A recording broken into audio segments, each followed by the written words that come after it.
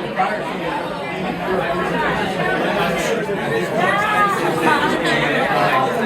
Michael?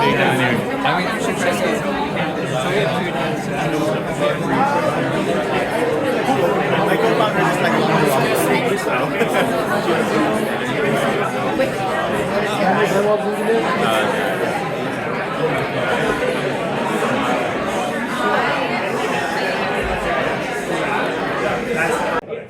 Okay, thank you guys for coming. I know it's like a kind of a cold day, but this is the 13th DeSciNYC, which is amazing. So it has been a journey. I think we keep growing, which is kind of cool. I don't know if that's because DeSciNYC is growing or because interest in DeSci community is growing or New York is growing. I'm not super sure. But either way, thank you for coming. During the first couple ones, we just sort of jumped right in, and there was a lot of people here who were like, "What is decentralized science?" So I thought I would give like a few-minute primer for those people who are here for who here is for NFT NYC week. 1, 2. Okay, actually not that many. I think all the NFT NYC people are at the some sort of ape party thing. Do you mind that that's your head when it was done? Yeah, in the NFT NYC. I think there's a more intellectual crowd here. Who here knows what DeSci is? Okay, a couple more. But what made other people interested here? Lucid dreaming. What? Lucid dreaming? Okay, cool. Cool. Okay, awesome. Well, thank you guys for coming. I will give like a little overview around why I think decentralized science is really important. So, like today, the government and controls a lot of how research is shaped. So they control the funding, they control who works at different universities. And imagine a world where instead of like the government shaping research and shaping academics and shaping funding, the academics were shaped by like the internet, and like the internet was like the biggest laboratory in the world, and it wasn't like a university which is sort of exclusive to only admit certain types of people. That's how you know we're in New York. Yeah, we're definitely in New York. So basically what's happening is like we're putting way too much trust into these large institutions, and what happens when you do it and there's that single point of failure is sort of all of that, the same ideas sort of get propagated. So the things that were being funded 30 years ago are just sort of repeatedly funded over and over again. And one of the promises of decentralized science is that more people can have ideas around types of stuff that they want to see in the world, and also more people can contribute to them. So right now, like, what does science look like? It looks like things that are in an academic institution that have been funded by the government, that have people that have been admitted to PhD programs to work on that sort of research. And the promise of DeSci is that that incentives can be more broadly spread, so that anyone who wants to participate can, in the same way anyone can buy a Bitcoin, and there's not sort of as much regulation on who does it. Anyone can participate in a science thing in the same way without having to opt in to do all this formal paperwork before. And I think the time is now for this to happen, and like the decentralized movement is taking off, and we're very close to having this happen, which is very exciting. So, I think one other thing I really want to impress upon is the importance of incentives and how incentives work in science. Right now, the incentives in academics are sort of misconstrued because you have to get accepted a paper, and then that paper gives you status, and then that status will allow you to apply for a professorship, and then that professorship allows you to get a grant, and then the grant allows you to exit and be an advisor to some other company. But the point is like there's so many levels of indirection here that it's better to just have a much more direct system where people that are doing interesting research, where people that are have interesting ideas are able to get data and get those sort of newer ideas out. And the way to make that happen is not through trying to change academic institutions, but it's to try and think about what are the incentives models in there and how can you replicate those so that people can probably make more money pushing their ideas using a DeSci method as opposed to going to work for a university where someone makes like 180 a year. So this is a little table I made around, I'm calling it TradSci versus DeSci. So who here knows like traditional TradSci is like TradFi and DeFi is like decentralized finance. So TradSci, we're just going to start at the top. I don't like talking about funding because basically if you're not getting money in the traditional model, it's not because the funding sucks, it's probably because you suck. And so I don't mean to start with it there, but it is there to start with. And the TradSci method relies on government institutions and grants, whereas the DeSci method relies on like decentralized crypto financing, juice box style crowdsourcing. The publication method is also very different. So we have like in the TradSci method, you have like peer-reviewed journals, and everything's behind a paywall, and there's like a lengthy process to get things accepted. And in the DeSci method, it's articles are shorter, everything is open access, you have to pay for the things you want, and it's much more granular. Peer review in the traditional method is anonymous, which leads to all sorts of weird incentives where you don't know who's judging you, and they have the bigger problem is they have no incentive to do a good job. So like, if I'm peer reviewing something, most people when they peer review, they're trying to like finish that peer review article as quickly as possible, because if they do a good or a bad job, there's no incentive. But in the DeSci way of doing it, everything is like a staking and a gambling thing, where if you predict accurately the type of paper that will be successful in a few years, you stand to make more money, which I think is like a much better way of doing it, because now the person who's reviewing it is actually going to care a lot more. Data sharing is, data sharing in academic institutions is oftentimes very siloed, or it's you have to email them. In the DeSci method, you can just post your data on chain with an open format, and you have to pay to get access to it. And when you pay to get access to a data set, it's not a bad thing. It's actually sort of a good thing because it incentivizes people to maintain high quality data sets. Community. This is one of the bigger ones. I think there's a lot more scientists out there in the world than we typically think of today. So today we think of a scientist as someone who's maybe at an R&D lab or at a university.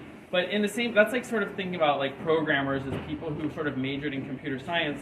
But the number of programmers out there is actually probably much broader, right? There's a lot of self-taught people. There's a lot of people who are just genuinely interested in, who might have a 9-to-5, who think of themselves as scientists or programmers on the outside.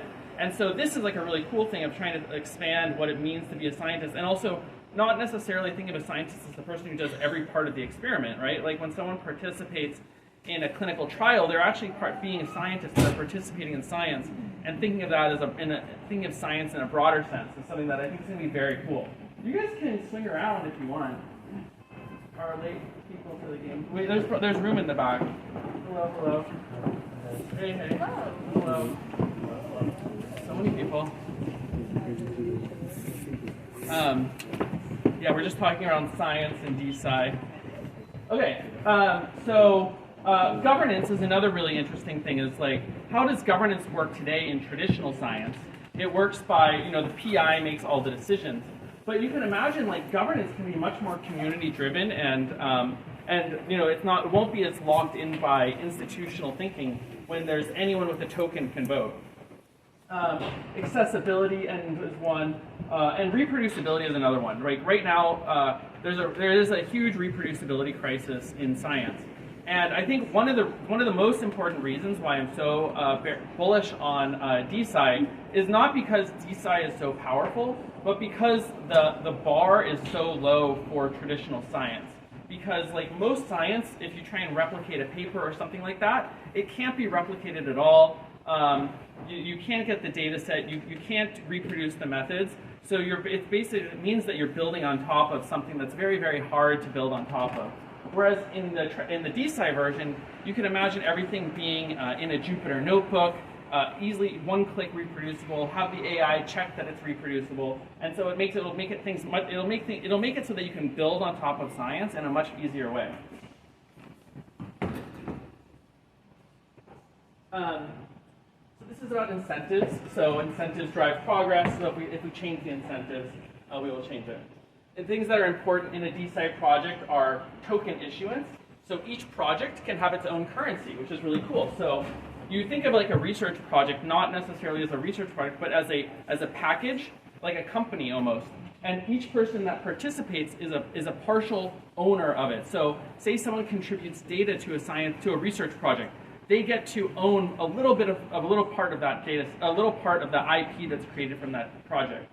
Or say someone does analysis, or say someone promotes the project and finds people that can help. So it's thinking of a project like a company almost, and then giving everyone that participates in that company a stake in it. So they're incentivized. It's like stock options. They're incentivized to do a really good job with it. Whereas in traditional things, the people are incentivized, but you'll see a lot of instances where PIs put pressure on people to publish research, and that causes them to make up data. But if the incentives were aligned, we would hope that maybe that wouldn't be the case. Each project can have a pool of data, which will be very cool. Types of data pools that I'm very excited about are things like longevity. So right now, like longevity is so popular, right? Like everyone, who here knows who Brian Johnson is? Wow, lots and lots of people. Like right now, there's this notion that maybe it is possible to significantly extend our life past just 100 years, maybe to 150, 200, and eventually even longer. But the problem is we don't know if any of these things work, right? So we need to figure out a way to decentralize the testing of these types of things. And I think DeSci is like a really perfect place for that, where people can participate in these studies and contribute their data and then partially own whatever type of IP is created from that. Oura Ring is another one. Sleep research, heart rate variability, and genomic data are other ones that I would be very excited about. Data quality, you can have an exchange. So once you imagine that DeSci is a thing, you can go into a website and just participate in figuring out which type of things you want to participate in. And just like in the same way, Coinbase is there, you can just like go in and pick and choose the types of DeSci projects that you're really excited about. Experiments will change. Instead of think of experiments as just a binary yes/no, you can think of them as like a prediction market, so that you could participate in like, oh, I think this experiment is actually going to work very well, or the experiment is not, and I'm willing to stake a certain amount of money on it. Okay, so that was sort of the DeSci spiel. Does anyone have any questions on that? Someone must have one. Yes. Are there like Jupyter notebooks that exist for DeSci? No, but that's a good idea. There should be some Jupyter notebooks that would help with that, for sure. Question? Yeah. HIPAA. I mean, HIPAA is only important if you're a covered provider. And so this goes outside of that, where instead of a hospital participating in DeSci, you would go directly to the patients, where they wouldn't be subject to the same thing. How do you expect to get genomic data if it's like just me? I mean, in the perfect world, I thought about it. It was like you would use something like 23andMe, but with a bit more data privacy, and you would then get your data, and then you would upload it, and then people would pay to you would have some sort of AI scan across it and look at the types of things that give a broad understanding of your genomics, and then or some sort of program. And then people would pay to access certain parts of your data, and then that would be an incentive for you to do that. Yeah. The tokens that you imagine, would they have any fundamental value or like rights to IP or revenue share? Or? I mean, this would be dependent on the project, obviously, but I think one things that would make sense are IP, governance, so you can participate in the project in certain types of ways. And presumably block things. What? And presumably block things maybe too? Yeah, exactly. Exactly, yeah. You can say this we are going to allow this type of data, this type of research to go forward, this type of research to not go forward. Everything would be sort of a vote, weighted in certain types of ways. And yeah, so that would be cool. Yeah. How do you value different people's contributions to the project? So that's like set in stone before the project is before you participate. So when you participate, someone puts up a bounty for, if you do this, you will be rewarded this much. And then based on if that price matches your expectation, you get it. So maybe someone contributing data is more or less valuable than someone contributing data analysis, but that'll just be dependent on the project. What I think what's cool is you'll know from the start of it, like, because it'll be sort of on chain or on contract, knowing for how much it is. Yeah, go ahead. Anyone else? Yeah. What about in the end, everything has to have a clinical trial, no matter everything you're talking about? Yeah. There's kind of a big underground clinical trials movement. We're out of the hands of big pharma. That's gone. Yeah. Because I've already heard people on the Upper East Side. There's hundreds of laboratories. There's a lot very well people, and they're not going to wait 10 years for the FDA. Yeah. So I mean, with a group even like this side of the room gets the flu, they take vitamin C. Yeah. This side of the room takes flaxseed oil. Yeah. But at least you can do it on our own. Yeah. Depend on these outsourced. Yeah. Okay. Yeah. So I mean let's do it. I mean, yeah, and I think what's cool is now you've created an incentive model for more people to participate in it. And yeah, I agree. And if you go to other places in the world, like Bermuda or there's like Nicaragua or places, they're starting to do these sort of more advanced clinical trials. So it's a matter of time. Yeah. Can you give an example of how people are using this right now? Like, is it being used for any certain type of research? Yeah. Great, thanks. Go to here. And there's another. If you go in the back, in the yellow bag, there's another one that looks like this. Let me get that. Yeah. So I mean, one of the big ones. People are looking into like data sharing. So people are looking to share data sets with each other. People are looking to do life extension.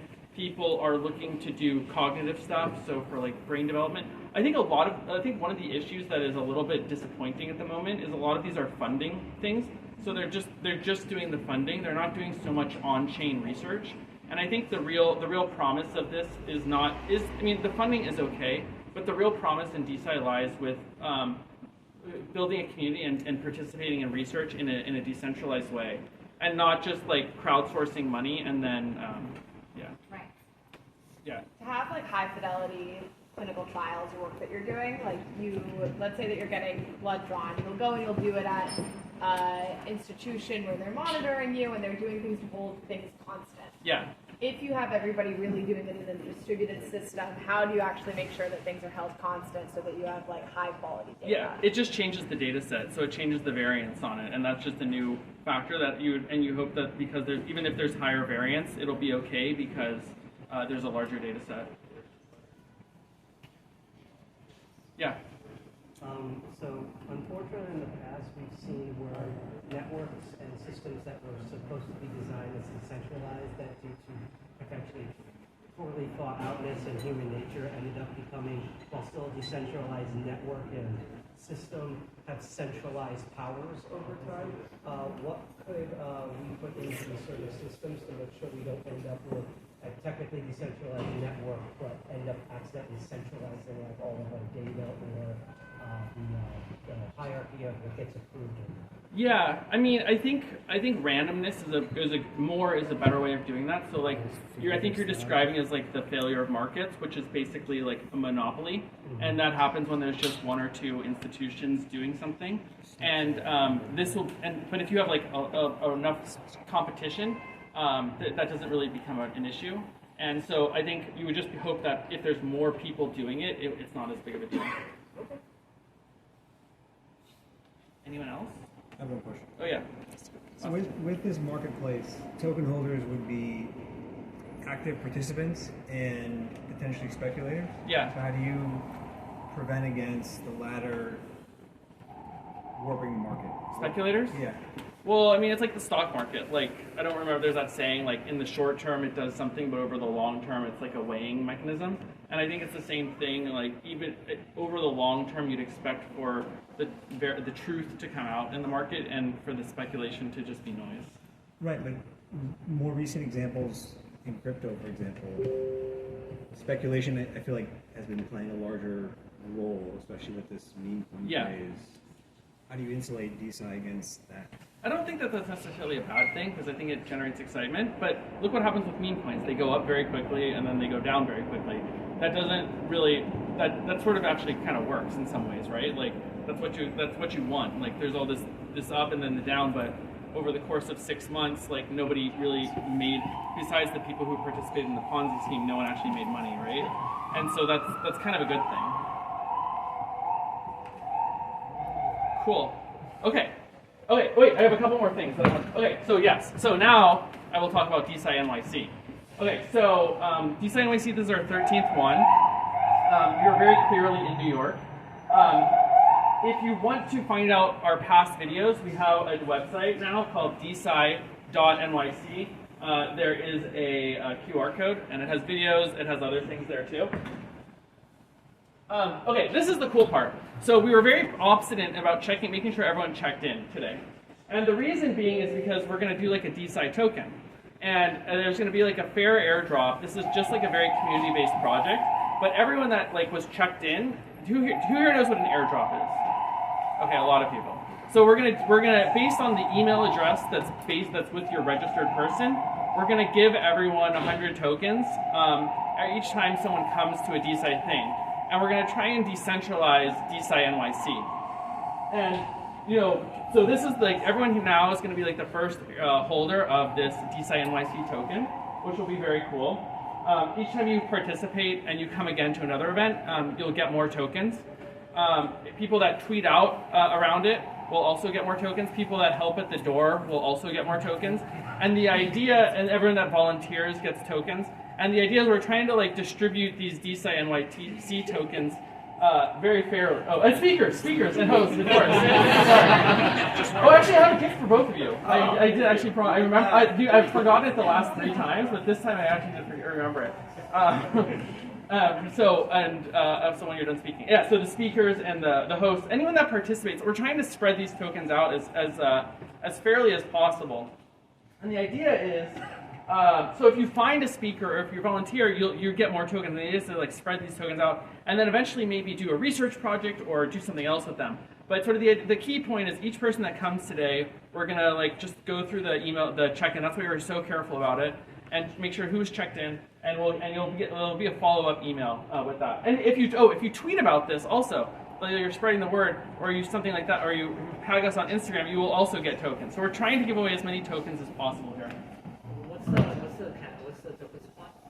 We haven't even figured that out yet. It's just points right now, but it's TBD. We're gonna mint it. What? Can you set up a liquidity? Yeah, of course. Or maybe. I don't know. Someone else would probably should do that, but. Right now it's just around tokens. What's the ticker symbol? DESCI. DeSciNYC will be the ticker. But so you'll get an email with more information around your token allocation and how to claim it. Oh, we're also going to put a thing where you have to claim it within 30 days because we don't want tokens to just sort of be floating around indefinitely because that makes it hard to figure out the governance model of this. So it's sort of a use it or lose it type thing. You have to go in, claim it, and then take the tokens back with you. Well, yeah, this is what I just said. We'll send out an email. You'll have 30 days to get it. Okay, some other things around DeSciNYC. So that's very exciting because now we're trying to like decentralize DeSciNYC, and I think this is the first time that that's ever been done, which will be very exciting as well. We have a Telegram group. This was sort of dead for a little bit, but we're trying to bring it back now. If you want to participate in DeSci after the event ends or before the next event begins, we have a lot of people joining. Awesome. Thank you to the Safeguard bot for. We were getting spam for a little bit. Yeah, so everyone can participate. Post your pictures there.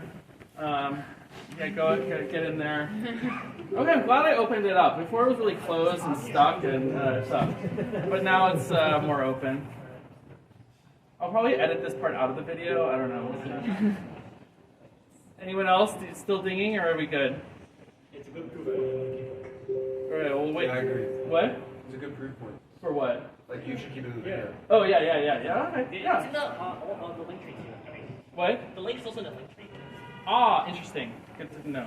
That was the old link, because Wait, what? That's what it was? was dead. So Oh. either they just updated or yeah. Oh, we fresh just update. okay. Yeah. I was in the link tree question. Oh, I have a whole talk about this. Okay. I think we dinged out there. Okay. So this is this is our past speakers. We've had many speakers. We've had people talking about drugs, NFTs, research. Okay. So here's the other thing you guys are going to be excited about. The next event is here. We've scheduled it on May 16th. So if you want to, in the back, if you want to participate in that, you can sign up there. We don't have an active thing. Or you can go to luma.DeSciNYC13. Good? Okay. And then, this is important. Okay.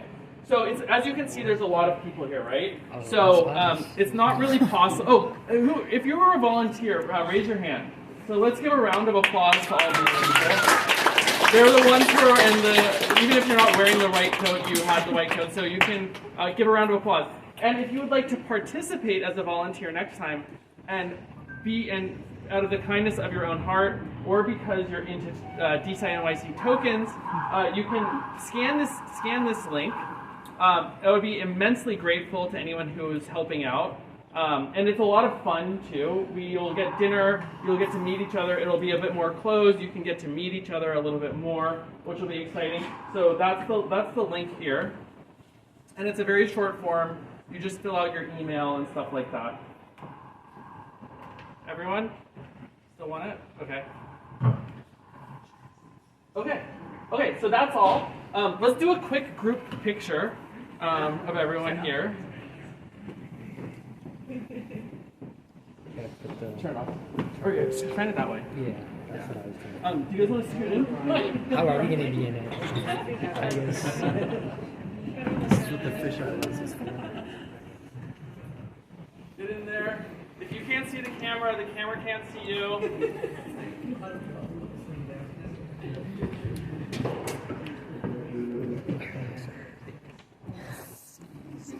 Amazing. Okay, looks good. Okay, and now, without further ado, we want to let's give our speaker a big round of applause. Before we have another token holder. Thank you to our wonderful host here. Who do you want to explain? Alright, so first off, that creature in your slides is going to give me nightmares, so I need your help with it. It's a tardigrade, bro. It's a tardigrade. So my name is Manshu. Welcome to Arch. This is our office. We are a crypto lending company primarily. We also do some other stuff. Also host events. We've been around for a couple of years. Feel free to check us out, archlending.com. I want to keep you from this man here, so Eric. Thanks, Rick. Thank you.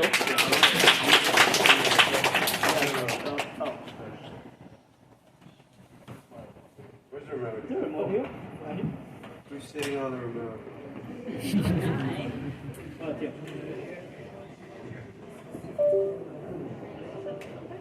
A final ask for people.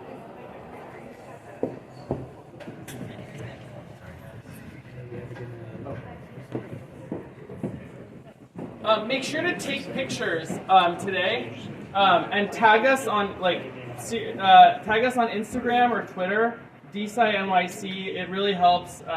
We'll retweet you. It'll be amazing. But you actually have to do it because sometimes I feel like I have to nudge people a few times. But take out your phone. Actually do it. Yes. Pull it out. I'm gonna be annoying about it, and it'll help bring more people, and it'll make it a more fun event for everyone here. So it's a collective thing. We all participate. We all do our part. It's not that big of an ask. Come on, and take a picture of the surroundings, whatever, and tag us on Instagram or Twitter, DeSciNYC. Tell me after that you did it. Or raise your hand if you did it now.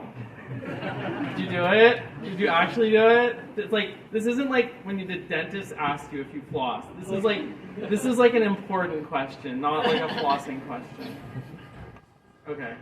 I'm gonna annoy you again later. So you'll have to, you did it? I will. You will do. No, it's not now. When you have to do it now. Okay. Okay. Without further ado, Eric. Woo!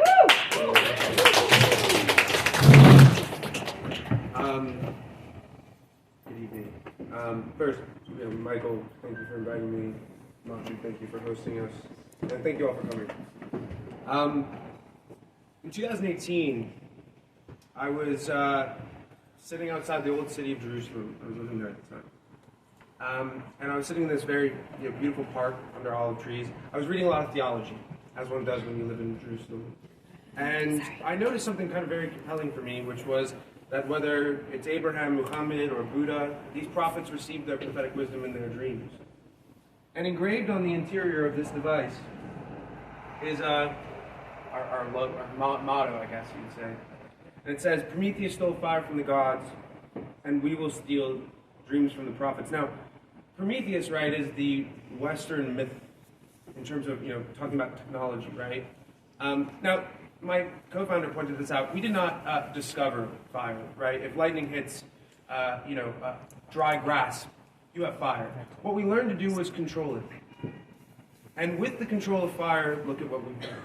We built modern industrial civilization, and it fundamentally changed, our reality.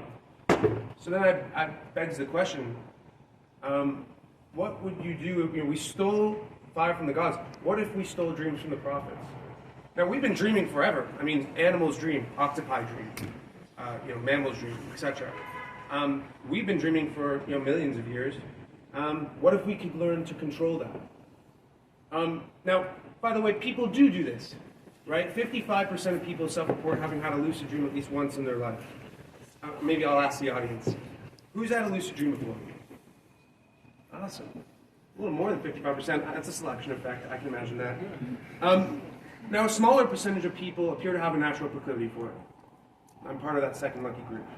So I had my first lucid dream when I was about 12 years old. I woke up and I was equal parts terrified and excited, right? I had never heard anyone talk about lucid dreaming. Hagrid did not pick me up on my 11th birthday. So what the fuck's going on, right? Now I found these early internet forums talking about this thing, lucid dreaming. So first of all, sigh of relief, like other people do this, fantastic.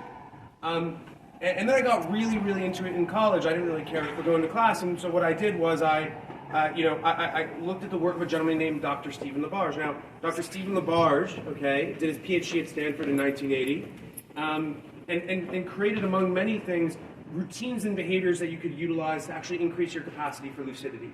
Things like reality checking, dream journaling, mnemonic induction, which is really a bad idea, by the way. It's like you falling asleep and being like, I'm going to be in a dream, the next thing's going to be in a dream, and you just stay awake. It actually doesn't work. But I did get myself to a point where I was having kind of 2 lucid dreams a week, at my absolute zenith.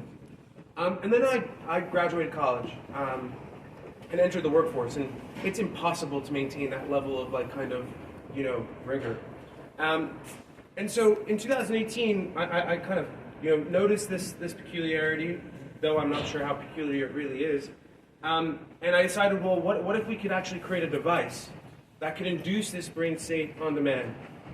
Now, in 2018, I found 2 independent research groups, 2013, 2014, using electrical stimulation, both alternating and direct current stimulation, and they were actually successful to a certain extent.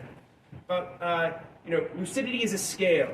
You can be aware that you're in a dream, but not in control of it, for example.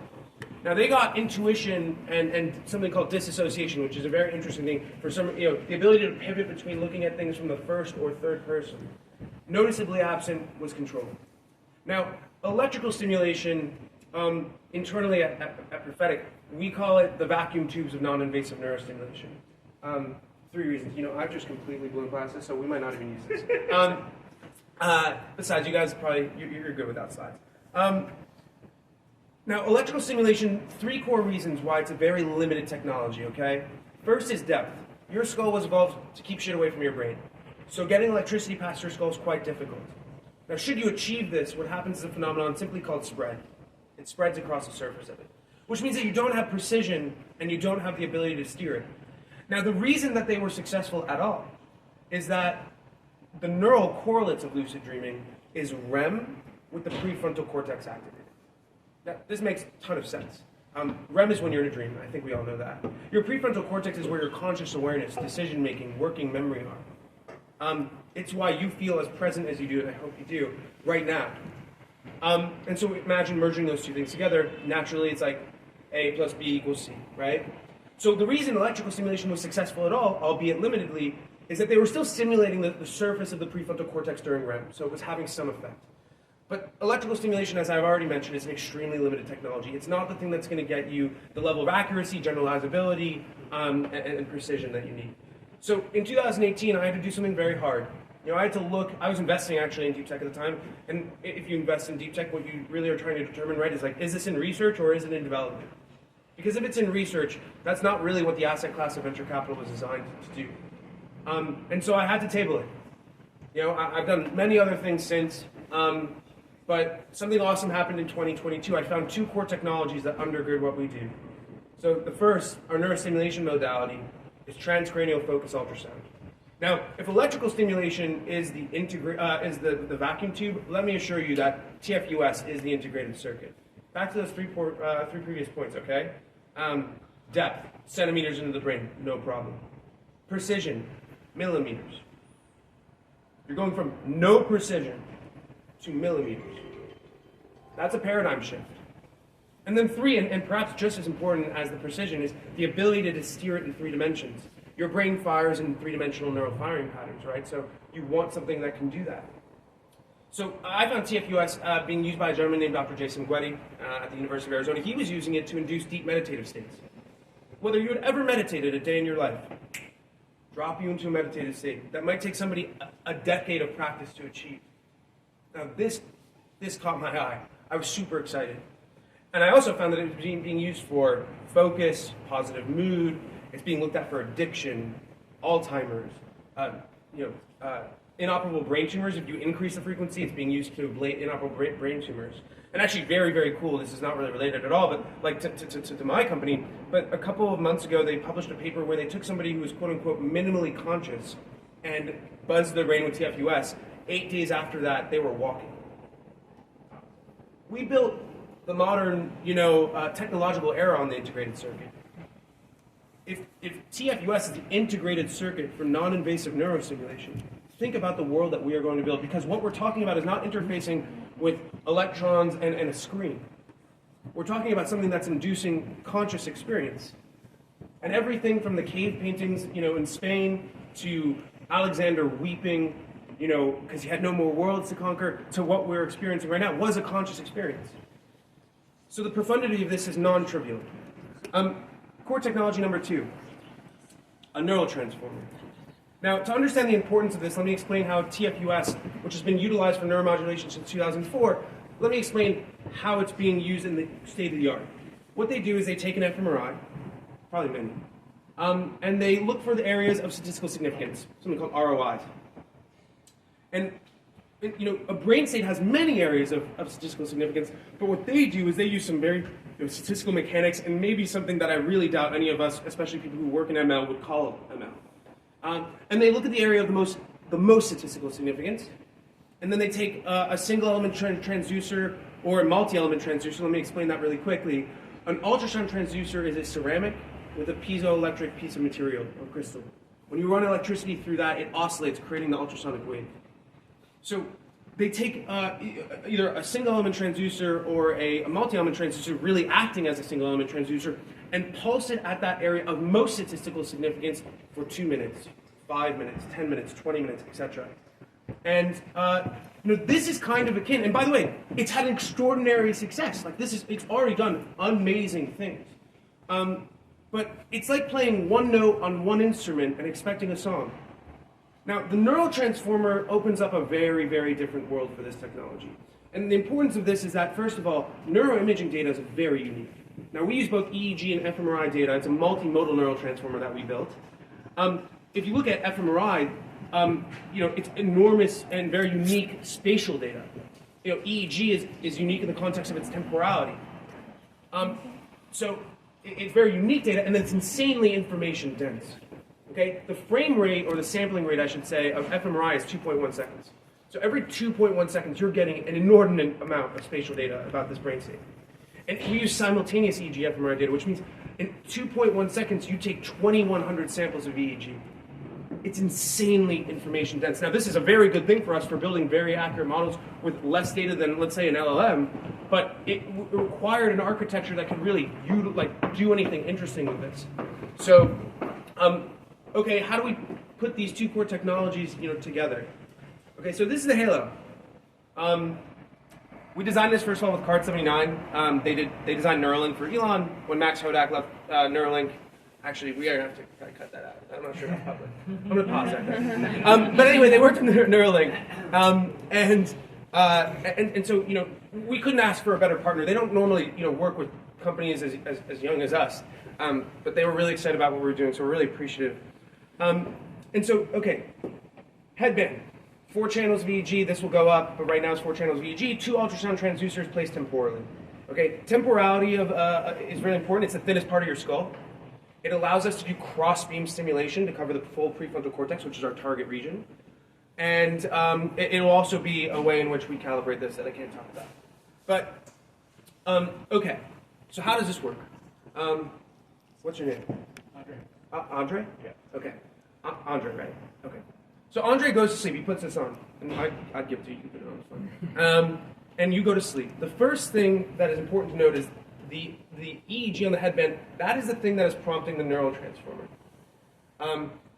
It is prompting the neurotransformer with your current brain state, right? So the first thing it's looking for is Andre in REM? Once Andre is in REM, the model triggers the TFUS. It sends out the first pulse of TFUS. And then what the model's looking for is the EEG signature of lucidity. Gamma frequency spikes during REM. So it basically goes, is Andre in REM? Is he in REM? Is he in REM? Oh shit, he's in REM? Is he lucid? Is he lucid? Okay, he's lucid. Let's keep him lucid. Let's keep him lucid. He's not in REM anymore? Let's turn it off. That's how this works. We showcased, by the way, about 2 months ago, our first neural transformer model, Morpheus-1, the world's first multimodal neural transformer.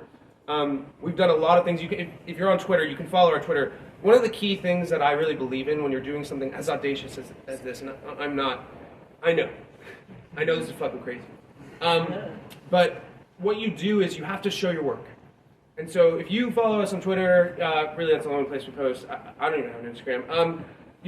We every week you'll see us making kind of headway, doing something new, etc., whatever.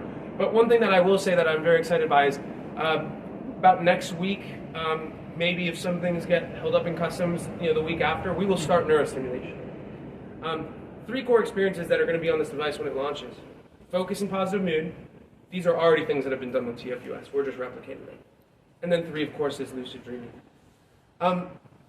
So I don't want to I really want to hear your questions and your thoughts, but I really want to leave you with this, which is I can't actually really impress upon you further how profound this is. Maybe you think so already, but this is here, inevitable. My company may fail. Many companies fail. Most companies fail. But TFUS and neural transformers, those are just beginning. This is the worst neural transformers will ever be. Just imagine, we talk about DeSci, okay? Neuroimaging data is extremely hard to come by. It's costly to aggregate. We do reinforcement learning on the headband with the EEG. It's also how we kind of personalize the model to you over time, etc. But it also allows us to aggregate insane quantities of EEG data, which isn't great. But actually, because it's paired with the perturbational TFUS, it's actually something much more akin to almost synthetic fMRI. And so, we're going to be releasing a piece, hopefully, by the end of the month or next month, that really talks about the vision of where this technology is going and the role we aim to play. I'll tease it for you here. When is this coming out? Tomorrow. Shit. Okay. Well, you can keep it in. I don't really care. It's fine. Everyone right now is very afraid of this, this concept of the AI takeoff scenario, right?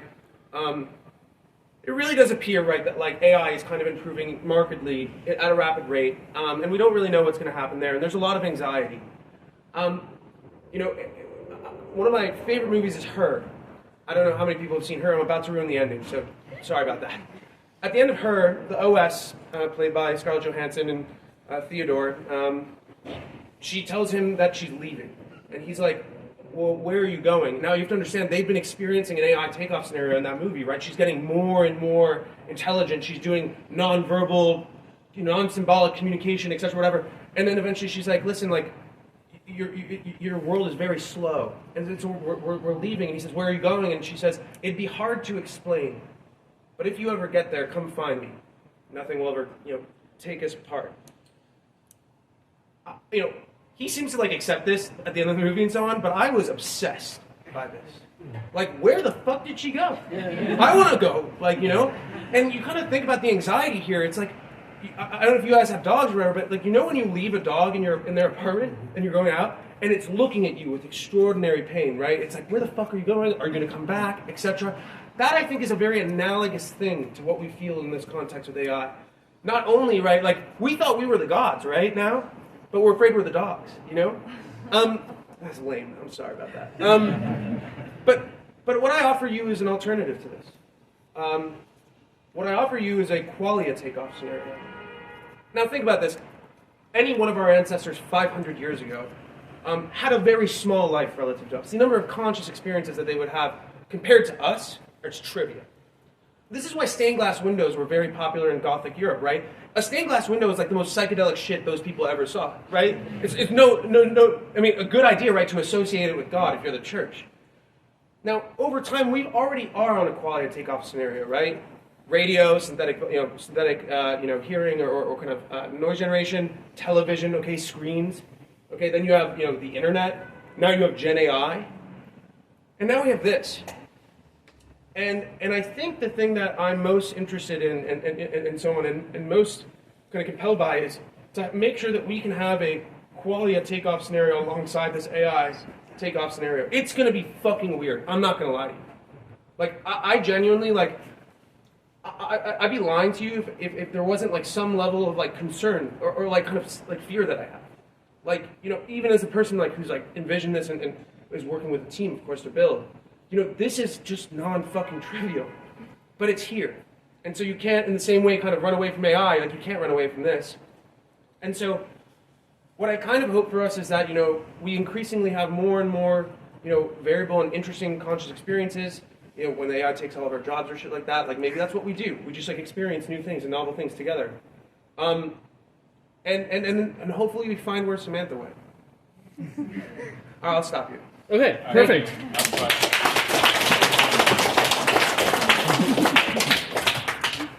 Now we will grill if you want. Oh, okay. Okay, I have a question. What is the underlying mechanism by which it works? Like, are you like TFUS? Yeah. Are you increasing blood flow? Are you heating up a part of the brain? Yeah. Are you what is the? So TFUS, right? Transcranial focus ultrasound. What you're doing is you're transferring via ultrasound mechanical energy, which is making the ion channels and so on and so forth open up just enough so you get just enough potassium or whatnot, whatever, to get the neuron to fire. So that's actually the mechanism of action of TFUS. Is it heating up the brain? So not at the levels that we're doing this. So I'm sure one of the questions that people are going to ask is like, oh, are you going to have to go through an FDA approval process? The answer is no. We don't make medical claims, we're well below the predetermined threshold, which is 720 milliwatts per centimeter squared. That still is very low below the thermal band of TFUS. So I mentioned that just last year they did the first higher intensity, right, TFUS surgery on an inoperable brain tumor, right? They were able to ablate an inoperable brain tumor that would have almost certainly killed that person with TFUS. That's a much higher frequency of TFUS. Got it. Okay. I have a question. Ben, go ahead. Can you do imaging with the? With TFUS? Yeah. So transcranial Doppler, that you absolutely, and actually the way that we would calibrate it would involve the use of TFUS for kind of calibrating this. Again, can't speak more further than that. So yeah, it's kind of like echolocation, in some sense. I see, very cool. Do you think you could actually use the technology in the future to break up bots for short vector? So the same technology that I just mentioned, right? Yeah. That's ablation. So very different than what we're doing, right? Yeah, I get that. But absolutely. So yeah. Okay, I see. But your thesis is you stimulate it at such a low hertz, promotes certain neuron transmitters to fire? It just makes the neuron fire. So, Okay. right, you're transferring the mechanical energy through to the neuron that activates it, and makes it fire. And the patterns of those activations are the things that, in the aggregate, create a brain state. I see, very cool. And to be very clear, I mean, this has already been done for 20 years. This isn't like a thesis. Focus and positive mood already been done. I found it, again, through somebody who was getting an induced deep meditative state. They never meditated a day in their life. So yeah, it's important for you. Go ahead. What's the level of precision when you're targeting in 3D space? Like, is it down to, I know Neuralink talks about like being able to read at level of individual neurons. Sure. But like what? That's not necessary, right, for this, right? So you can do millimeters, you can do centimeters, etc., depending on the resolution you want. What we want to do, right, is we train the model on, right, we have, I didn't mention this, we have a collaboration with the Donders Institute, which is the top lucid dreaming lab in the world, the Raban University. It's led by Dr. Martin Dressler, who is actually the guy who discovered the neural correlates for lucid dreaming. We do 4 fMRIs a week with Dutch undergraduate students and now kind of expert lucid dreamers.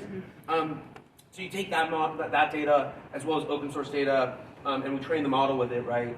And the model then, right, prompting that model, right, it's creating kind of sequences. Kind of, I mentioned this analogy of it's like playing the old paradigm of TFUS. It's like playing one note on one instrument and expecting a song. We create an orchestra because we use multi-element transducers, and we use the model to guide in space and time the pulses to recreate that brain state. And so the resolution that we need is we're just trying to create a cacophony of prefrontal cortex activity in the context of lucid dreaming, whereas, for example, positive mood is very specific. You're targeting the dorsolateral prefrontal cortex. So it depends. And by the way, one thing to say is with TFUS and the three-dimensional steering, you can actually create like acoustic holograms. So you can, like, let's say, I don't think we need this, but let's say, okay, you're targeting the dorsolateral prefrontal cortex. Imagine creating a literal 3D acoustic hologram that stimulates it, like precisely. So things like that. Does that answer your question? What do you mean?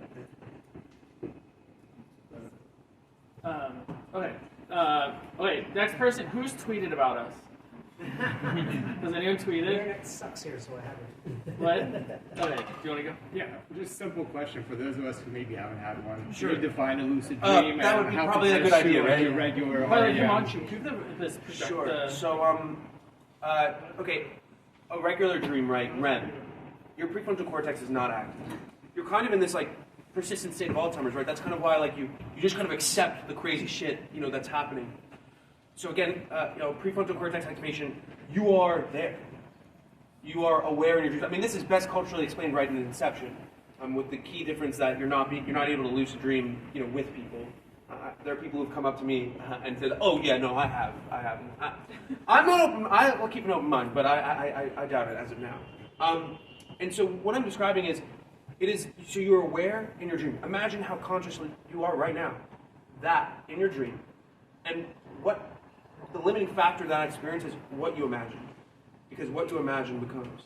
But maybe let me actually explain a couple of things of like the uses of this, right? That'd probably be also helpful. Thank you for the question. But so there are 3 kind of core use cases. Recreation. It's the ultimate VR experience, right? You can fly. You can do something else that begins with an F. Like you can do a lot of things, right? You can make buildings, appear out of the ground. You can talk to your dream characters, which is very interesting. And by the way, very similar to an LLM, in the sense that sometimes you ask them something and they say something like extremely profound, and then you ask them something and they say something absolutely, gibberish. The second is productive. I mean, we have investors who code in their lucid dreams, run the code in the morning. The guy who designed the first render of our hardware is a fashion and hardware designer that designs his dreams. The history of dreaming and discovery is quite long, right? Erwin Schrödinger did his physics in his dreams. Salvador Dali painted in his dreams. The structure of the benzene molecule was discovered in a dream, Kukla's dream, famously called. It's a snake eating its tail. The benzene molecule is a circle ring of carbon atoms. It's actually an opium. Okay, there we go. Thank you for keeping me honest, dog. And Sebastian Ramanujan is probably my favorite example, right? He sends a book of an infinite series to G.E. Hardy, and they invite him over to England, and they're like, "This is unbelievable, like, where are the proofs?" And he says, "Oh no, like, there are no proofs, like, Shiva gave them to me in my dreams." So the history of that is very long. And then the third thing is metaphysical. When asked, why I like love lucid dreaming and what it's been for me, it's actually less about the experience itself, which is incredible. It's about how it re-enchants the waking world. And if I had to kind of look around in society and broadly say, like, what the fuck is wrong, because obviously something is, it's that, through secularization and a variety of other things, we've disenchanted our world. But our world is extremely interesting and actually very enchanting, and I think, lucid dreaming is something that's really powerful for that. I'll give you a concrete example on the metaphysical side. If you go to the subreddit for lucid dreaming, it's one of the largest subreddits in the world, you'll see what people are doing. There's over 500,000 people. And I found this guy, and it was really stuck with me. He had a bad relationship with his father. His father died. He never had to have the conversation. He never got to have the conversation that he wished he fucking had with this guy. And so, in a lucid dream, he had that conversation. Because when you know somebody very well and you have them as a dream character, you have a mental representation of how they would respond to things. Probably not perfect, but it's close. That's really fucking incredible. So, those are the use cases, I guess. But there's probably many more. There was a question here. Sure.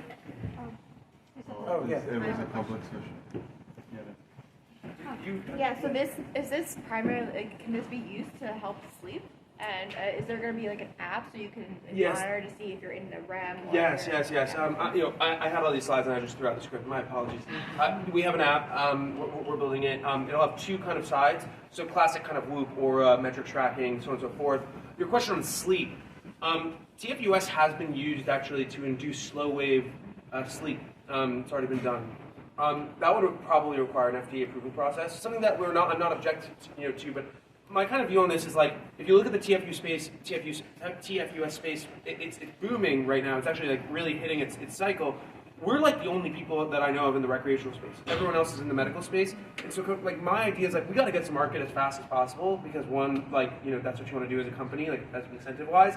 But also, if you have a big consumer device that is non-trivial, right, you can develop a war chest to kind of expand into those medical applications. So you can use TFUS to do slow wave induction and evidently sleep. Actually, I believe Philips had a device for a while out, but I don't know what happened to that. Have you tried this on anyone yet? So again, maybe I didn't mention this. So this is a read-only device. Okay, we designed this in October. We had to build our model, which we just showcased again, like about 2 months ago. The thing that's very counterintuitive of building hardware, one of our advisors is a gentleman named Sterling Crispin. He led Apple's neurotech prototyping team for the Vision Pro, and it's very counterintuitive. They start with the beautiful prototype, and they say like, this is what we're fucking aiming for. Like, we need to get this to look like this. And then you go and you build your technical prototype. I have pictures I can show you. It looks not like that. But you got to do it. It's cheaper and so on and so forth. And then you basically do your work of validation, right, of the 3 core experiences, and then you merge those devices. You say, okay, we got this. We have to make it look like this. How do we do that? So there'll probably be another process by which we take that technical prototype. Like, for example, I can tell you for sure the totem's going to be bigger. Probably be like the size of a book. There's a lot more things like a waveform generator and so on and so forth, things like that. So yeah, more work to do for sure. We are starting neurostimulation next week. I would like to be your guinea pig so I can... So I'm not going to lie to you, 4,400 people signed up to do just that in 48 hours. But you live in New York, and so if you have a CT scan, I'm happy to slide I do. you. I'm a practitioner, so... Perfect. You're the perfect type of person. Okay. Getting a CT scan is a bitch in New York, man. Like, I had to wait to, like, lie. Oh, I shouldn't say that. Okay. All right, next question. All right, go ahead. Real quick, first of all, this is a fascinating subject. Oh, sorry, I couldn't see you. Okay. Fascinating subject. Thank you for doing this. Of course. This unfortunate question, which is, whatever platform you're developing that the data is going to read to, as well as the device itself, do you plan on either currently or eventually adding either fail-safes in the device or security audits in the platform? Because unfortunately, in my field, my first thought is, hey, this is a target that has this. I'm going to go fuck with it. Absolutely. It's such a great. That's a fantastic question. So, there's a few things that you can do. So there's the firmware, right? That you obviously you have. Also, you can through your transducer design basically limit the threshold, like de facto on the hardware, so that the lens you're incapable of getting it below above, let's say 720, which is again the threshold for the FDA. Now, let's say you wanted to go and do medical applications with it as well, and so it's like higher things. Again, you just limit it so that it's impossible for the lens to create the beam within the thermal band of ultrasound. And then in terms of other things, I mean, listen, guys, this company's 9 months old, so give us some time. But you are absolutely correct that things like security are non-trivial here. And so there's a number of things that we will do, obviously, to figure that out. I also want to mention something that you didn't necessarily ask directly, but is important to say, which is, TFUS on its own is not addictive, but experiences are, right? So we have good research that shows that if you have a lucid dream once or twice a week, it's net positive for restfulness. So we're going to lock the device so that, because we can tell definitively with your gamma frequencies of EEG that you had a lucid dream. So whether it's 1 day or 2 day, we'll figure it out. Positive mood. Obviously fucking addicting, right? Like, I mean, you have a device that can just make you elated. Now, there are people that argue with me and say, like, why is that such a problem? Like, why not just keep people, like, why take that away from somebody? But, I mean, one, then we're certainly going to get fucked, by the FDA. They're definitely going to come in. And two, life is about a lot more than just being happy. My grandmother from Europe always used to say Americans are obsessed with, like, happiness, but, like life is actually a much more multifaceted thing. So one of the things that I think I would like to see, because we do need to regulate this. I mean, again, I'm like, not very keen on regulation, but this is like sufficiently, important where it's like you got to have like, something. And I think I'm less concerned about the threshold. I actually think the 720 should be raised quite considerably. Very safe. But I think it needs to be regulated around the experience itself, right? Like, because focus. Not fucking worried about that, right? Like, it's better than Adderall, like, for you. So, depending on that. You didn't ask that question, but just want to add that in there. That's great. How many more questions are there? Just to get a sense. Okay, so we'll just keep that in mind. Maybe okay, go ahead. Yeah. This might be a kind of... I already took call on Yeah. there. Just not... Okay. So, Mike, you mentioned earlier, there's like a subgroup of like Brian Johnson, like, maxis, I guess. And so within that subgroup, a lot of us really care about this sleep score concept. Sure, yeah. And I have an 8 sleep, I completely agree. Yeah, I'm curious from the perspective of like, is there some sort of trilemma or like, what happens when we have more allocation of our sleep to lucid dreaming? Does that impact REM? Does that impact further like our sleep score? Sure, as I just mentioned, there's good research that shows that lucid dreaming once or twice a week is net positive for restfulness. So again, that's why that'll guide us where we're going to rate limit it, in a week. We also, again, to give you the sequence of events when you're wearing the headband in the context of lucid dreaming, is it's looking for REM, you enter REM, it sends the pulse, it's looking for the gamma frequencies, it's like, are you lucid? Okay, you're lucid, it keeps you lucid, and then you exit REM, and then it turns off. There will be some lasting effect of the ultrasound for a little bit, but the idea is obviously to allow you to just continue with your regular, sleep cycle. Right, where you continue, and then you'll have REM cycles that aren't lucid, again, we're gonna that's the research as of right now, once or twice a week. That's what's gonna guide us, and so yeah, I'll be honest, I'm not even as worried about restfulness as I am worried about somebody losing their mind, right? I mean, if you drop acid every day, what do you think's gonna fucking happen? And so I think if you had a technologically induced lucid dream every single day of the week for a month, I don't want to meet them. I don't know that for a fact, but anyway. Oh, wait, one last thing. Who has tweeted? I'm going to be annoying for a second. I hooked you up on LinkedIn, and then no one else here did. Everyone else, we have only had one tweet so far, which is terrible for this number of people. What? Can I tweet later? No, tweet now. Otherwise, we're not going to do it later. We have to do it now. I'm going to be a little bit of annoying, so take out your phone and actually do it, because it helps the community. Did you do it? I'm about to. Oh, we'll do someone in the back then. Someone in the back. Ask the question. Go ahead. Go ahead. You can go. Can you try bouncing the light off You're talking about the experiences that happen in the light off my How much can you control that experience? And how does it like? So the definition of a lucid dream is the awareness that you're in a dream that begins to control the phenomenological contents of that dream that will. So if you're having a nightmare, it's because you're a sadomasochist and you want to have a nightmare. All right, in the back. So for SOAR, you have a huge parameter space to explore. Can you speak up? I'm getting kidding. For presumably you have like a huge parameter space to explore. Yeah. So what's the evidence on the region you have to hit to actually produce? So again, the neural correlates so the way that you do neurostimulation, regardless of the medium, right, is you have to understand at a minimum the neural correlates of a given brain state. And moreover, it needs to be a discrete universal brain state. Discrete as in it is one thing and not another. I'll give you a counterpoint. Unfortunately, flow states are not discrete, right? You could be a surfer and enter flow and it's your motor cortex. You could be a chess player and enter flow and it's your spatial reasoning. So it'd be much harder, one, to create a model of it, and then also to simulate it. Universal simply means, right, that all of our brains look the same in that experience. Now, you mentioned something about the parameter space, which is very important. You're absolutely right. So we pre-train the model, right? And what you can think about that is it's creating like this vector space of hopefully successful potential patterns of neurostimulation, sequences of neurostimulation. But it's unclear, right, maybe you're in some part of that vector space and I'm over here. So we think we can get pretty good generalizability out of the box, but to make it improve over time, the EEG and the headband does reinforcement learning. So we can zone in, kind of get into finding where you are in that broader vector space. It's very similar, right? Like when you open TikTok for the first time, don't do that. I don't give a shit. And it doesn't know you, and then you start using it, and it learns about you. So that's reinforcement. Yeah, my question is like, how big is that region? If you have like where you are, I am, like how big is that?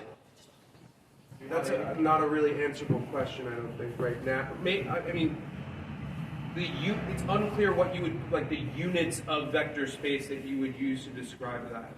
Well, in relation to how fast you can explore it, like with the device. Like, do we have evidence that with 3 sweeps in one night, you can hit like the sweet spot for me differently from you, or would it take years for things to train? Oh, I see. Okay. Well, I guess this is what I'll say. No, that's fine. Okay, so for example, focus and positive mood. Like we already have the values, the research has been done, we're just replicating it. Focus and lucidity are extremely similar, right? Focus is increased activity in the prefrontal cortex while you're awake. Lucidity is the prefrontal cortex activity increasing during REM. So we have a lot of reason to believe that in quite quick succession, certainly focus and positive mood. But again, like the key difference is like we just need to go to sleep with it, have the EEG, like understand the REM and send out pulses. But yeah. You were talking about the gamma rays being kind of the not gamma waves being what tells you if you've gotten somebody into the lucid state. Yeah.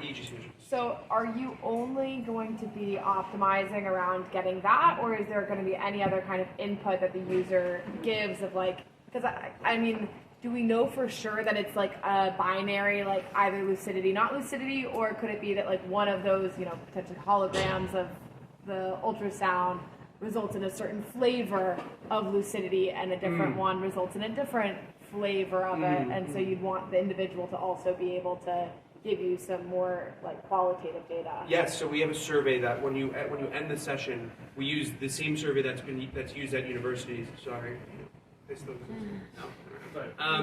And so you'll give qualitative feedback. That'll be paired with your data for the reinforcement layer, and that'll allow us to improve things over time. We'll also do that, of course, prior to the launch of the device.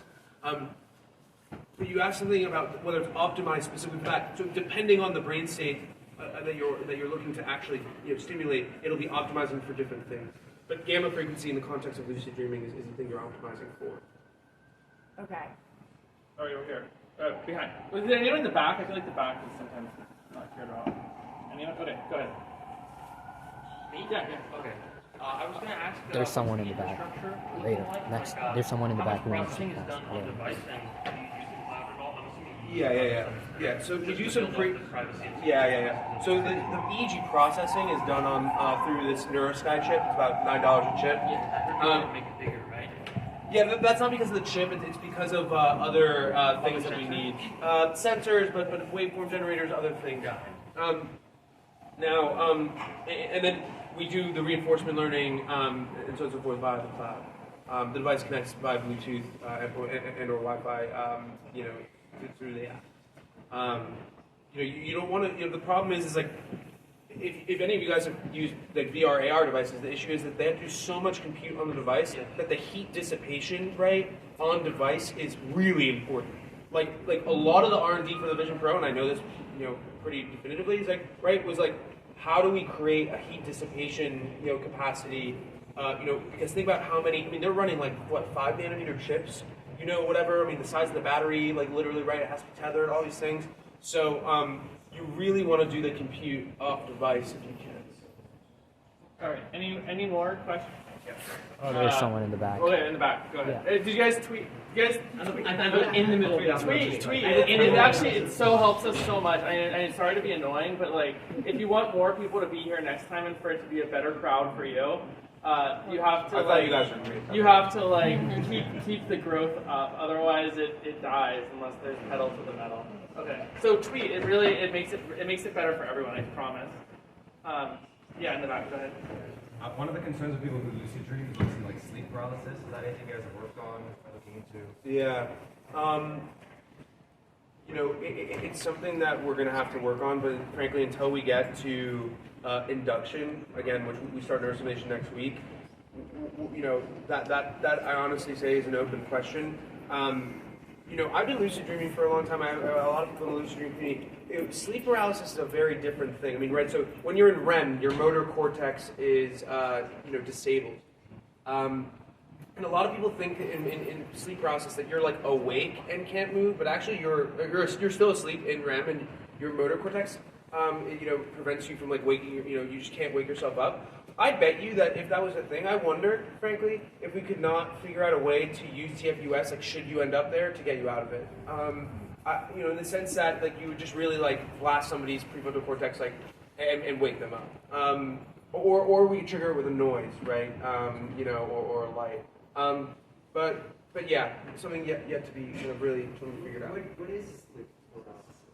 So I mean, the experience. I don't know. I've honestly not read the research. So I shouldn't speak like too definitively on it. Experientially, right? People report where they basically feel like they're awake. They can't move, and they see like a dark figure, let's say, and they're very scared, but they can't like fucking move, and they also can't wake themselves up. Yeah. You have some rounds? I'd love to ask a question. All right, awesome stuff. Thank you so much for making the time, Eric. I'm Mohammed, by the way, freshman at Amberville Aeronautical University, and I'm also working on developing a space shield with melanin. So I'm curious about how does that help me? Why do I need that, even as a student? Or you mentioned that it can help you write code, or make an app. Yeah. So like, is it possible that I could just lucid dream and then develop something new and then just come back to it? A portion of the talk, right? Like I mentioned, like all the discoveries and things like that, and creative pursuits, etc., that people have done. There are certain things that are like a lot harder to do in a lucid dream.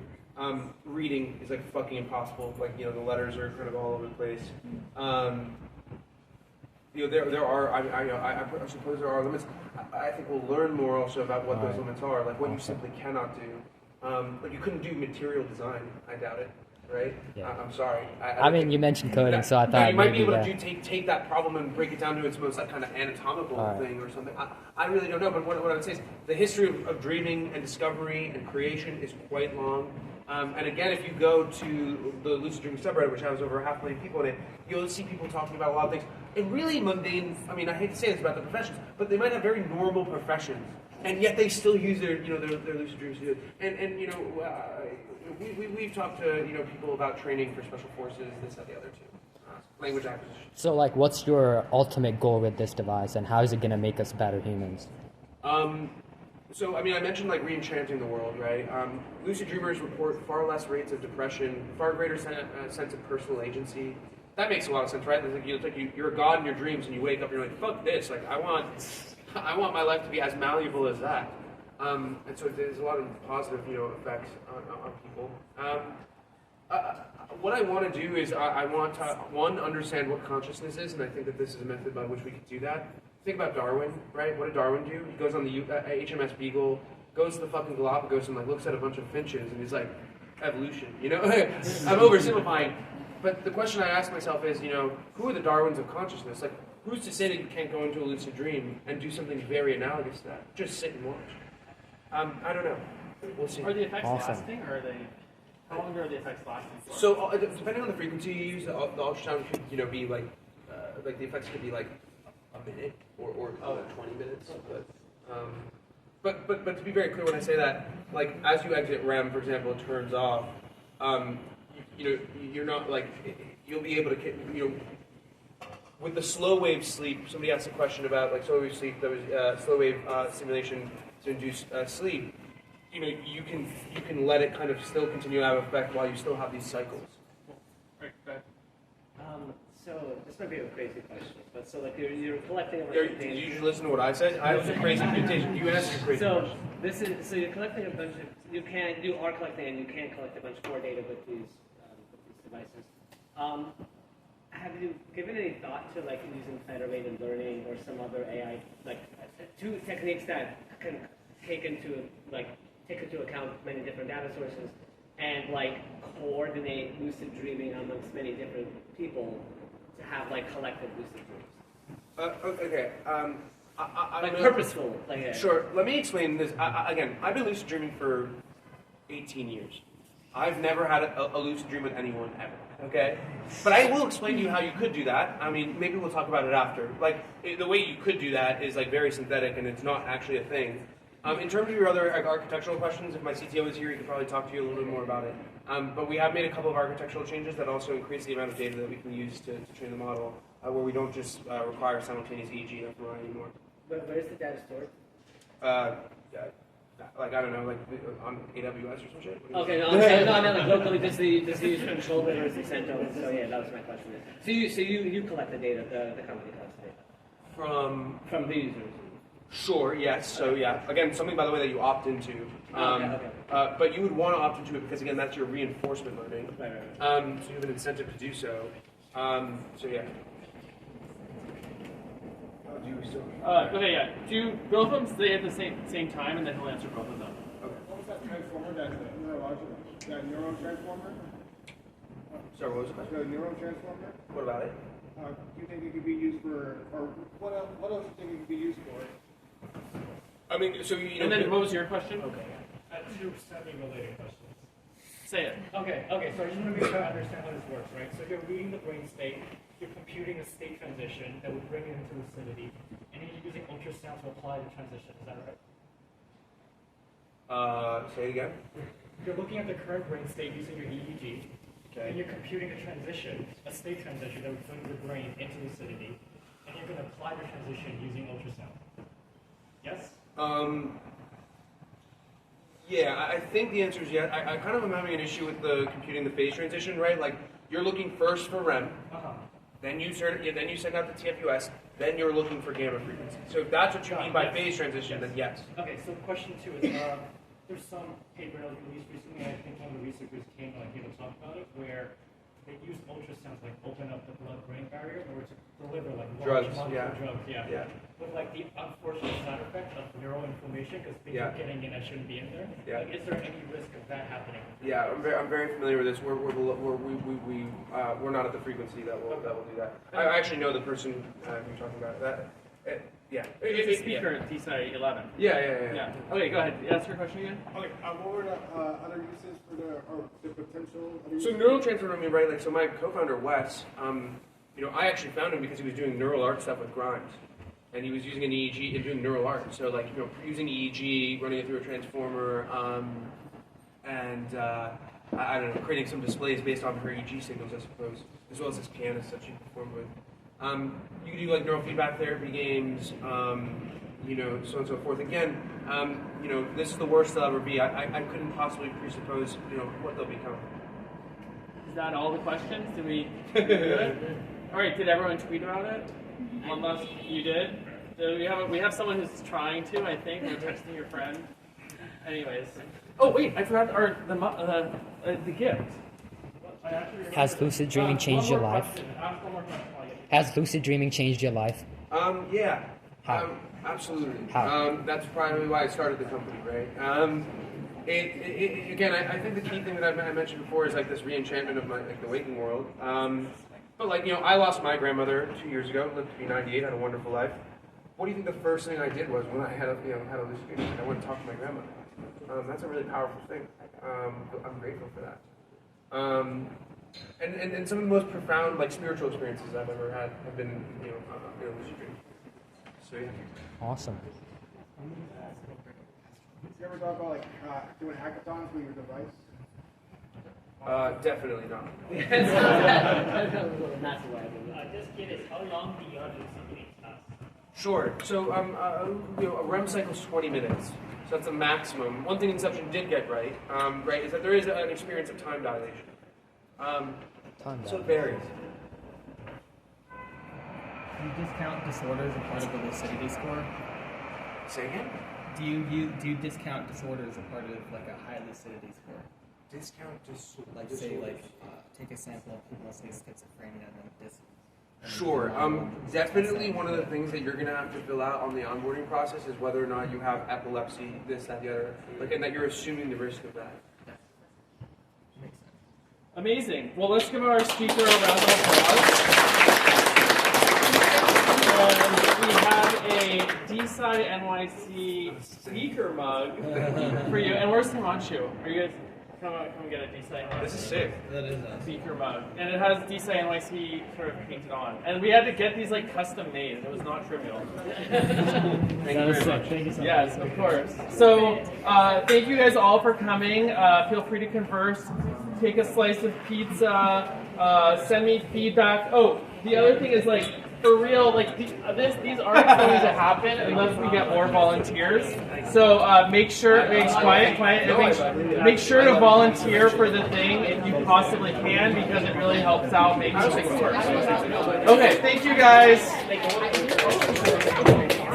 All right, should I just turn it off? Yeah, no. Should I cut it? Pause it.